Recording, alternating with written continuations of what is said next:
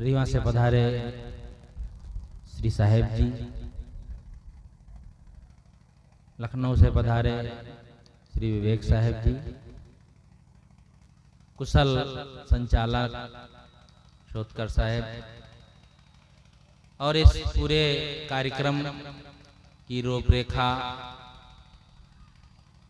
को विस्तृत रूप से और उनके साथ में जो संत हैं यहाँ रहते हैं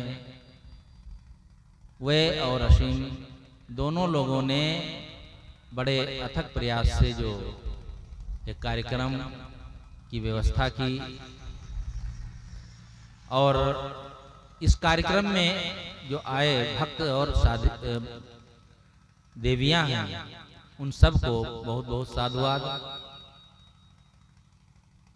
दूर दूर से साध्वियां आई हैं। इतना बढ़िया दृश्य आपको शायद कहीं मिलता हो। ये समागम, ये संगम दूर दूर से सबको इकट्ठा करने का श्रेय असीम साहब को है, और मैं ये आशा करता हूं कि इस प्रयास में आप बहुत सफल होंगे। अभी हम बहुत अच्छा भजन सुन रहे थे, 2 दिन की जिंदगी है, लेकिन मैं आप लोगों से पूछना चाहता हूं, भैया इको कम कर दो। क्या यह बात कभी आप सोचे हैं कि हमारी 2 दिन की जिंदगी है? कभी नहीं। कभी सोचे हैं? सोचते हैं? कभी मनन चिंतन करते हैं कि वास्तव में हमारी जिंदगी 2 दिन की है? शायद ही कोई सोचता हो।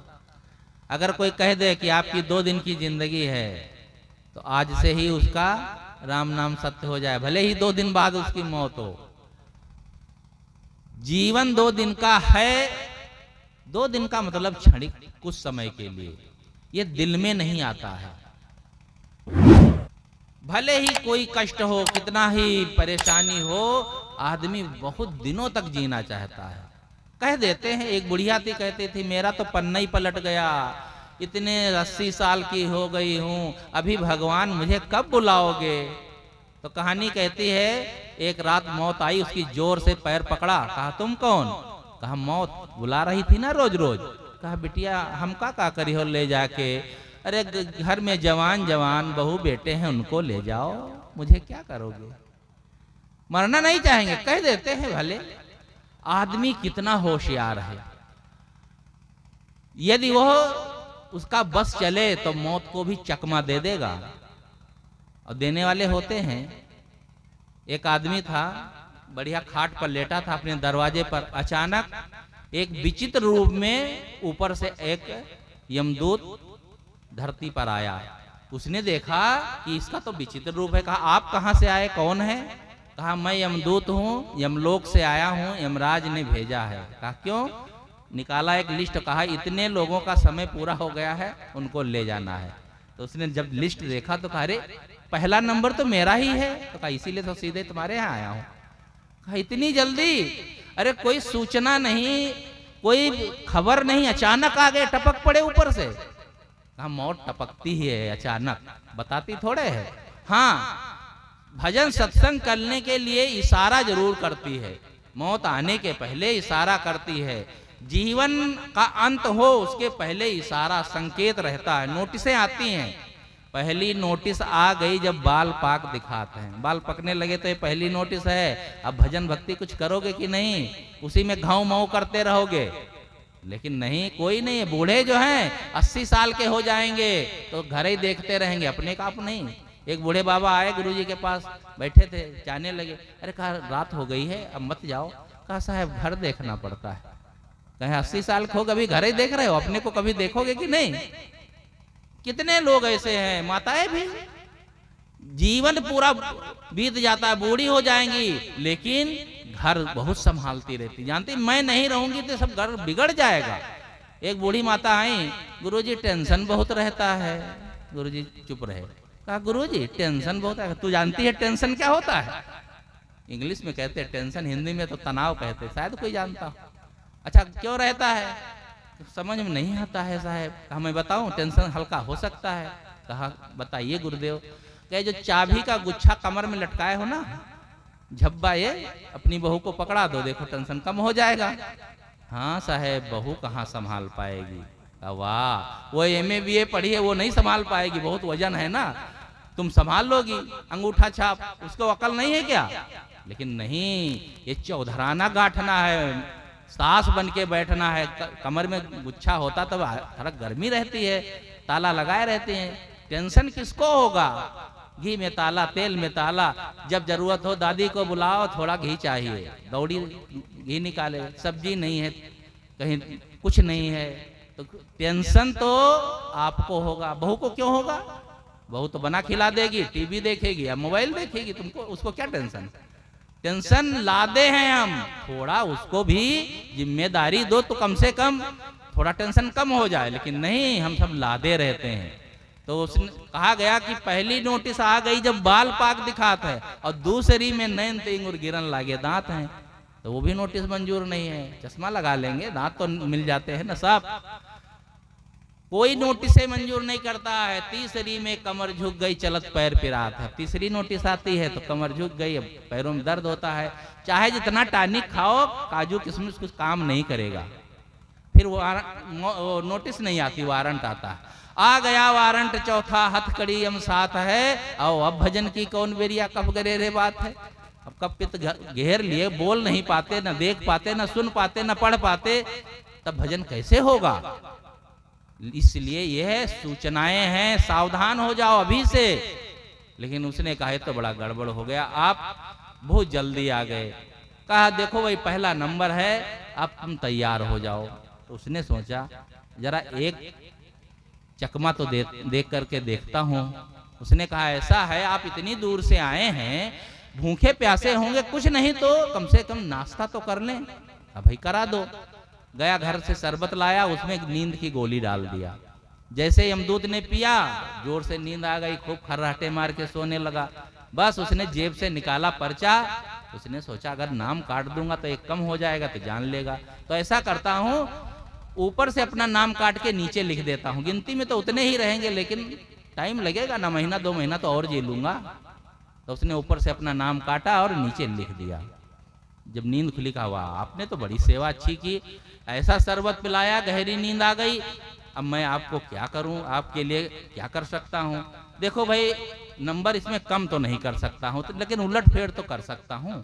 आपका पहला नंबर है ना, आपका मैं आखिरी में नंबर लगाता हूं, तो इसलिए नीचे से शुरू करता हूं। लेकिन पहला नंबर फिर लग गया। हम बड़े चालाक बनते हैं ना, ये नंबर हमारा बदल जाएगा, नहीं बदलने वाला है। जब तय है, सब कुछ तय है, इसलिए तय समय हो, पूरा हो। जब समय पूरा हो, उसके पहले ही हमें अपना काम कर लेना चाहिए।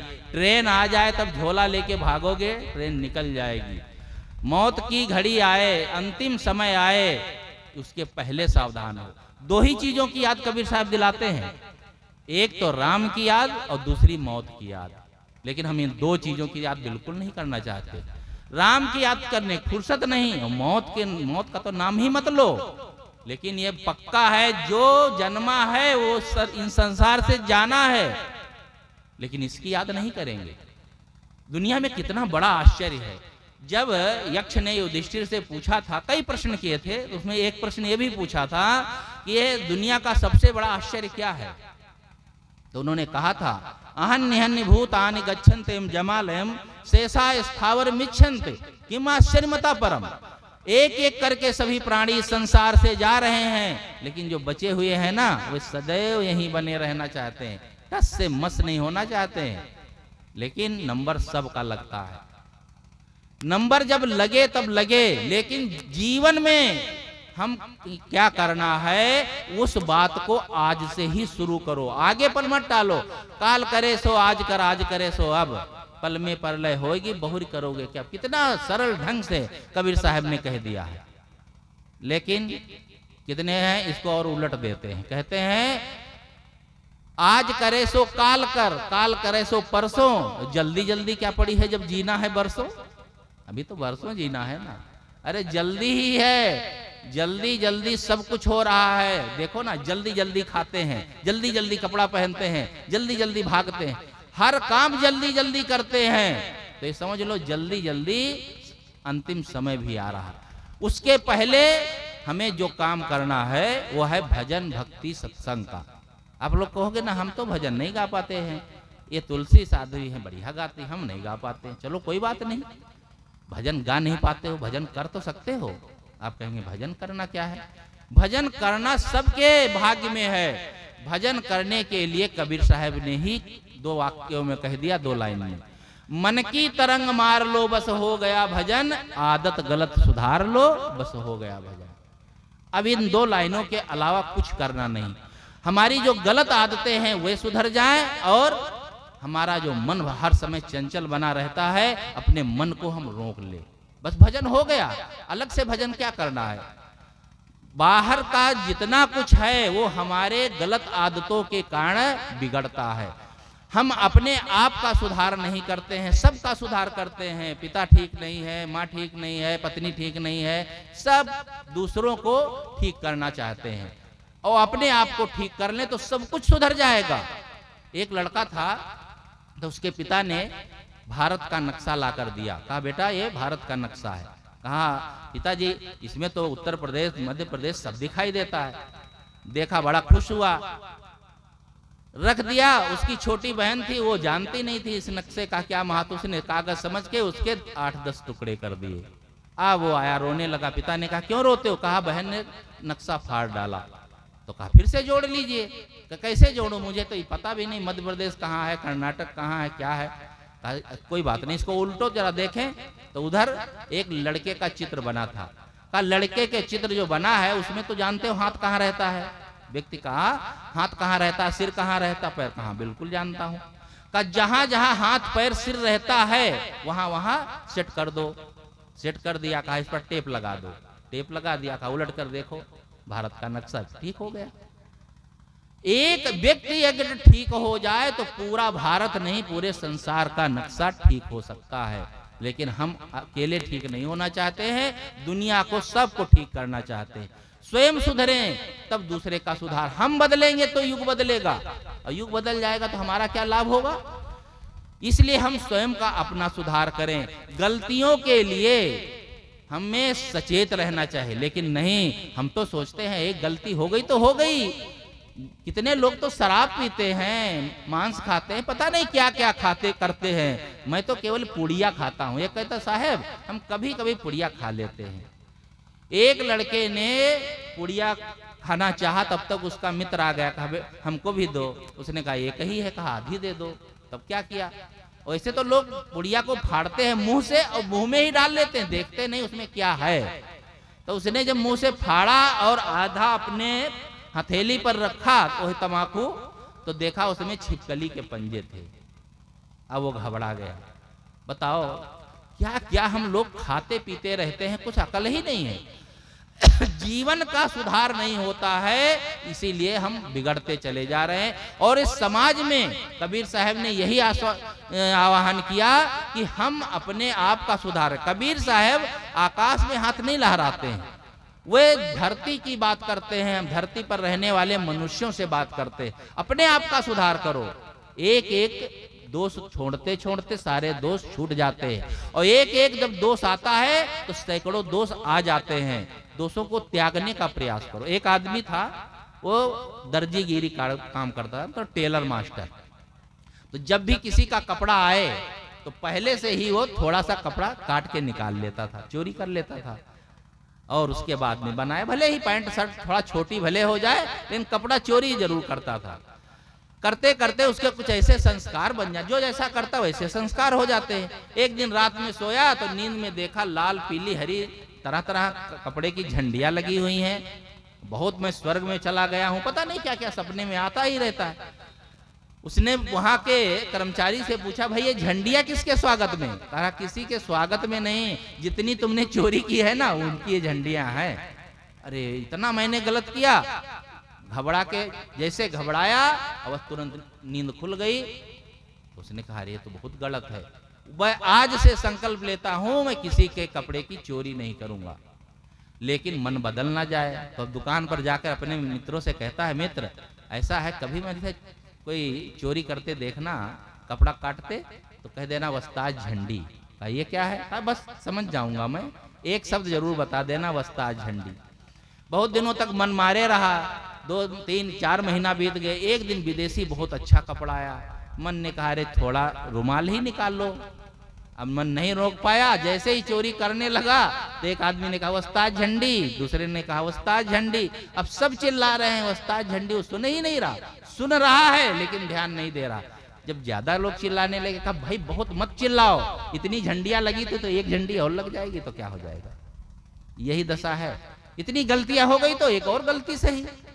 आदमी गलती पर गलती करता चला जाता है, सुधार नहीं करता है। जीवन में जो अपने जीवन को जीने का ढंग नहीं जान, घर परिवार में रहते हैं, कहते तो हैं माता पिता देवी देवता, माँ बाप की सेवा करनी चाहिए, कह देने मात्र से नहीं होता है, कहने के साथ साथ करना भी चाहिए। एक आदमी, एक डॉक्टर साहब हैं अपने रायबरेली में, वो बताने लगे, एक लड़का अपनी माँ को लाया, बहुत बीमार थी, इतनी बीमार कि बिल्कुल मरणासन। लाया तो डॉक्टर समझ गए कि ये 10-15 दिन से बीमार है। कहा तुम्हें छुट्टी नहीं मिली इसकी दवा लेने की? कहा साहब फुर्सत नहीं मिली, क्या बताएं। कहा इससे ज्यादा जरूरी कोई काम था क्या? अरे इसकी दवा नहीं लोगे, देखो बिल्कुल मरने वाली है। डॉक्टर ने दवा दे दी और कहा देखो 2 दिन बाद फिर दिखा देना। 2 दिन बाद दिखाने को कहा। वो घर जब लेकर गया तो मित्रों ने कहा चलिए पूर्णागिरी, आप लोग जानते हैं पूर्णागिरी देवी मैया रहती हैं, कहा चलोगे दर्शन के लिए?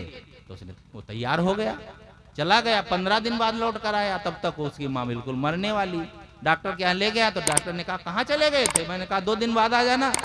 कहा मैया के दर्शन करने गए थे। कहा कौन सी मैया? कहा पूर्णागिरी मैया।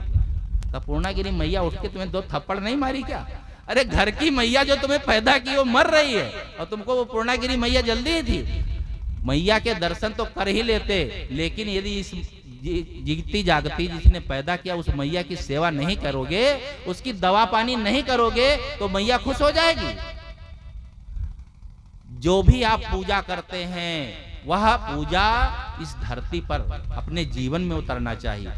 आप बालेश्वर महाराज पता नहीं कहां कहां जाते हैं, देवी देवता की पूजा करते हैं, बढ़िया है, जाना चाहिए, करना चाहिए। कुछ ना करने की अपेक्षा कुछ करना तो अच्छा है। कितने लोग तो कुछ भी नहीं करते हैं, बिल्कुल ऐसे हो गए हैं कि उनको दिन दुनिया से कोई मतलब ही नहीं है, धर्म कर्म से कोई लेना ही देना नहीं है। लेकिन उनसे तो अच्छे हैं जो कुछ ना कुछ थोड़ा बहुत करते हैं। लेकिन इसके साथ साथ में ध्यान रखना चाहिए, माता पिता बड़े बुजुर्गों की सेवा करें।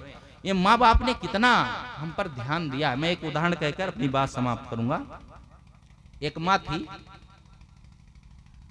बहुत किसी प्रकार से लालन पालन करके अपने बेटे को पढ़ाया। उसका पिता का शरीर छूट गया था, माँ गरीब थी, पढ़ाया लिखाया तो लड़का तो डॉक्टर हो गया। लड़का डॉक्टर हो गया और शहर में रहने लगा। माँ गांव में रहती थी। एक दिन बीमार हुई तो उसने पता दिया, आज जिसे फोन थोड़े था, फोन तो ये 15 20 25 साल से है ना। पहले उसने सूचना दिया तो दूसरे दिन तक पता चला कि तुम्हारी माँ बीमार है। तो उसने, वो आया नहीं, वहीं से दवाई भेज दिया और साथ साथ में दवाई का बिल। तो माँ ने देखा, अरे देखो मेरा बेटा दवा के साथ बिल भी भेज रहा है। अब बताओ, कोई बच्चा डॉक्टर हो, कोई कुछ भी हो, वकील हो, और उसका बिल अगर माँ बाप को भेजे तो कितना दुर्भाग्य है। माँ ने दवाई खाई लेकिन ठीक नहीं हुई। उसका मन हुआ मैं खुद चली जाती हूँ, अपने बेटे के पास रह करके दवा खा लेती। चली गई, जैसे ही पहुंची तो गुस्सा किया, कहा तुम यहाँ क्यों आई थी? कौन, मैंने मना किया था ना, वहीं तुम्हारी दवाई भेज देता। इतना डांटा फटकारा माँ को, माँ का दिल रो पड़ा। रात में वो लेटी, नींद नहीं आई, तो बस सुबह अंधेरे में ही उठाया झोला, गांव वापस आ गई। इतना दुख हुआ उसे, धक्का लगा, इतना पाला पोसा, इतनी मेहनत करके पढ़ाया लिखाया, इसे डॉक्टर बनाया, आज मुझे एक दिन रखना भी नहीं चाहता है, मेरी दवा भी नहीं करना चाहता। 4-6 दिन में वो इतना परेशान हुई कि उसका शरीरांत ही हो गया। जब माँ मर गई, लोगों ने सूचना दिया तो उधर से कहता अभी मरीज बहुत है ना अंकल जी, जरा मरीजों को देख लो फिर आता हूँ। बताओ, माँ का जिसके शरीर छूट जाए वो मरीजों को बैठकर देखेगा? शाम को जब पहुंचा तो माँ का उन्होंने दाह संस्कार कर दिया था। वो जानते थे पता नहीं कब आएगा, रात हो रही है, तो उनके घर वालों ने कर दिया। तो वो माँ के बारे में कोई चर्चा नहीं किया, सीधे देखा बक्से में ताला लगा है। कहा चाचा जी माँ ने इस बक्से की चाबी दिया था क्या? कहा बेवकूफ कहीं का, डॉक्टर हो गया है, बक्से की चाबी तुझे चाहिए, माँ की कोई फिक्र नहीं। माँ को भगा दिया डांट फटकार करके। क्यों? क्योंकि माँ तेरी कानी थी। वो माँ जो थी उसके एक आंख नहीं थी, तो बदसूरत लगती थी, तो उसे बड़ा कष्ट हुआ। अरे उसे लगता था अरे लोग क्या कहेंगे, इसकी माँ तो कानी है। लेकिन उस अभागे को पता नहीं माँ तो माँ होती है, माँ के लिए कहीं उसका रूप देखा जाता है। उसके चाचा ने कहा ये बता तूने अपनी माँ के बारे में कभी पूछा, इस माँ तेरी कैसे कानी होगी, जन्म से थी क्या, पता है तुझे? कहा अंकल जी मुझे तो पता नहीं। कहा अगर पता होता और अगर कभी माँ से पूछ लिया होता तो शायद ऐसा व्यवहार ना करता। मैं बताता हूँ, ये माँ तेरी जन्म से कानी नहीं थी। ये एक बार तू गिल्ली डंडा खेल रहा था, वो लकड़ी उछलकर तेरे आंख में लग गई थी तो तेरी आंख फूट गई थी। माँ ने बहुत डॉक्टरों से दवाई कराई, आंख ठीक नहीं हुई। डॉक्टरों ने कहा अगर किसी दूसरे की आंख से लग जाए तो ये देखने लगेगा, सुंदर लगेगा। तो माँ कहाँ से आंख लाए? उसके पास पैसा भी नहीं था। एक दिन उसने कहा डॉक्टर साहब मेरी आंख निकाल को मेरे बेटे को लगा दो। डॉक्टर ने कहा नहीं, जिंदा की आंख नहीं निकाली जाती है, मुर्दा हो जाता तो उसकी आंख निकाल के दूसरे के लगाई जाती। मैं तुम्हारी आंख कैसे निकाल लूं? लेकिन माँ ने जिद कर दिया, कहा मैं मर जाऊंगी लेकिन मेरे बेटे को सुंदर बनाना है। लोग इसको चिढ़ाते हैं, बच्चे चिढ़ाते हैं, बदसूरत लगता है मेरा बेटा, मैं क्या है बूढ़ी हूं 2-4 दिन की, मेरा बेटा सुंदर दिखना चाहिए। जबरदस्ती अपनी आंख निकलवा के तेरे लगवा दिया और तू सुंदर हो गया। आज माँ को निकाल दिया, तब उसके पैरों की धरती खिसकी। क्या ऐसा व्यवहार हम करके समाज में कोई माँ बाप के प्रति ऋण को ऋण हो सकते हैं? आज हर व्यक्ति को सोचना चाहिए कि हम कैसा जीवन जी रहे हैं। इसलिए समाज में 2 बातें मैंने शुरू में कही थी। पहली बात तो राम की याद, अपने जीवन के बारे में जो सोचता है वह और अंतिम समय की जो याद करता है वह कभी पाप नहीं करता है।